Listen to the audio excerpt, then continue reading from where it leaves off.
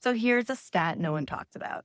55% of failed startups cite operational inefficiencies as a major cause. That means more than half of businesses that go under do so because their systems couldn't keep up. So if your business is growing, but your operations still feel messy, this is not a small problem. It's the reason most businesses don't make it. So let's talk about how to fix it. Hey, I'm Carla Berger. I'm a former COO turned operations consultant for growing agencies and service businesses. And in this episode, we're diving into how to systemize the core parts of your business so you can grow without falling into overwhelm, reactivity, or chaos. This is phase 2 of my structure to scale framework, systemize. In phase 1, we get strategic, we clarify where you're going and what you're building. But phase 2 is where we stop white knuckling the backend operations and start building a business that can actually run without you. We systemize across the 6 areas of your business ecosystem: leadership, finance, clients, offers, marketing, and sales.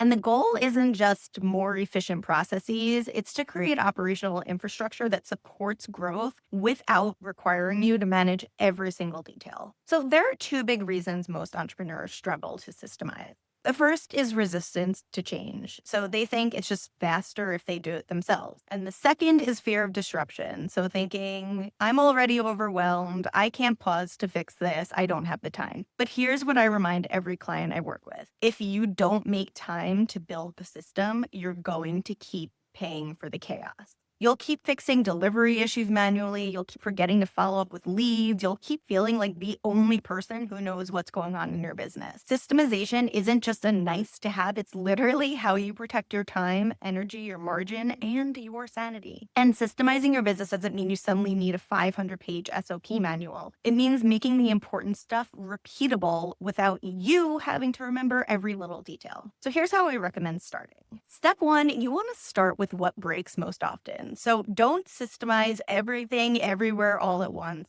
Systemize what's creating fires. So think about where the bottlenecks are. What questions do you answer more than once? And what keeps falling through the cracks? That's your starting point. For most agency owners, this is usually client onboarding, internal project management, lead follow-up, weekly team check-ins. Honestly, if it happens more than once, it can and should be systemized. Step 2 is to map out the process using the 4 T's.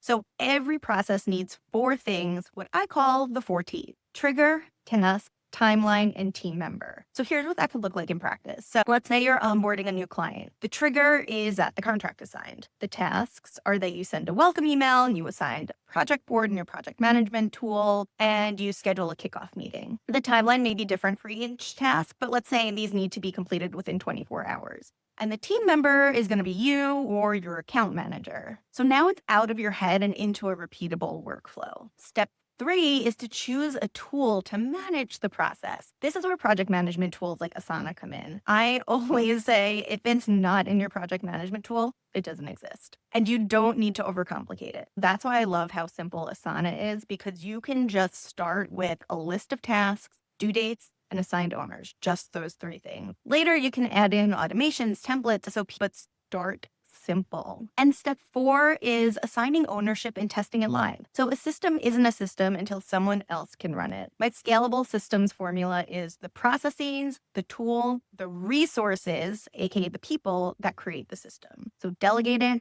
and watch it run. Then improve it based on feedback. That's the Scalable Systems Formula in action. One of my clients was constantly chasing updates from his team, but once we documented the workflows and assigned clear owners, things just started happening without him chasing anything down and feeling like he had to micromanage his team. So let me also tell you about a client I worked with who was juggling, dozens of clients and doing everything themselves. There was no project management tool being used, no delivery workflows, and everything lived in their head. Deadline slipped, their calendar was maxed, literally nothing got done on time. So we started small. We set up a project management tool, delegated some admin tasks, documented onboarding and delivery processes, and used CEO rhythms to give them weekly time to lead instead of chase. And within a few weeks, deliverables were on time, they could breathe again, and their business finally felt like a business, not a job they couldn't quit. That's the power of systemization. It doesn't just fix tasks, it gives you your time back. If your business is held together by your own memory, Post-its, or Slack messages, it's not scalable, sorry. Systems don't slow you down. They're what allow you to speed up without breaking everything in the process. So the question isn't, should you systemize? It's, what is it costing you not to? If you're ready to stop running your business on duct tape and adrenaline, book a free strategy call and we'll identify where your backend operations are leaking time, money, or margin. Or download my free scalability scorecard to self-assess how your systems stack up. I'll see you in the next episode.